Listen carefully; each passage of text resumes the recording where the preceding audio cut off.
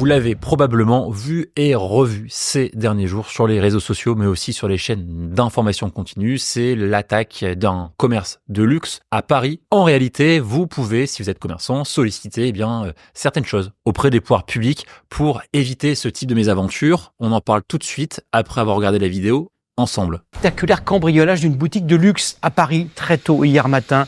Des voisins ont filmé la scène dans sa quasi-intégralité. On comprend mieux le mode opératoire des braqueurs qui ont agi avec une apparente tranquillité. Vas-y, appelle les flics. Quand la vidéo commence, la voiture bélier vient d'enfoncer l'entrée de la boutique Louis Vuitton.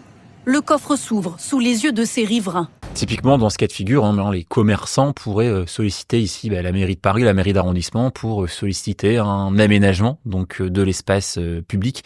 Mais dans ce cas-là, c'est la mairie qui va devoir faire usage de ses pouvoirs pour, pourquoi pas, faire passer un appel d'offres, par exemple, auprès d'aménageurs urbains pour mettre des plots ou pour réaménager l'espace public pour éviter justement ce type de cambriolage. Par exemple, si vous êtes commerçant et que vous avez besoin de mettre en place ce type de démarche à titre de précaution, vous pouvez faire appel à un cabinet d'avocats pour vous accompagner dans ces démarches auprès de la mairie pour mettre la pression pour que ça aille vite. Je vous propose qu'on regarde un second extrait qui concerne la multiplication des cambriolages qui ont lieu en plein jour. C'est parti. Quand je suis arrivé, j'ai constaté que la porte était intacte, la serrure était intacte et j'ai ouvert la porte sans avoir besoin de mettre la clé.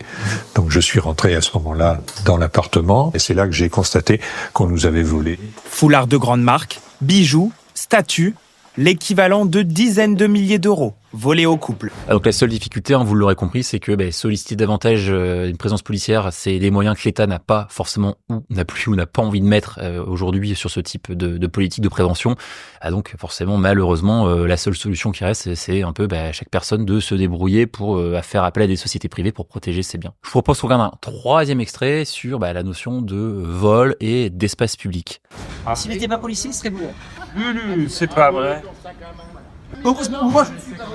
Alors ici, on est clairement dans une mission de prévention de la police. La question qui se pose très clairement, si on voulait analyser d'une autre manière, forcément, si c'est des policiers qui commettaient de véritables larcins, de véritables vols, ça rejoint d'autres vidéos qu'on ait pu faire. On est ici clairement dans le cadre d'une faute disciplinaire de la part d'agents de l'État qui pourrait donner lieu aller jusqu'à forcément à la révocation, c'est-à-dire le licenciement de l'agent. J'espère que cet ensemble de vidéos sur la thématique des vols et les différentes problématiques étatiques vous ont plu. Si vous souhaitez en savoir plus sur les vidéos d'actualité et le décryptage juridique, n'hésitez pas à vous abonner à ma page et je vous dis à très bientôt.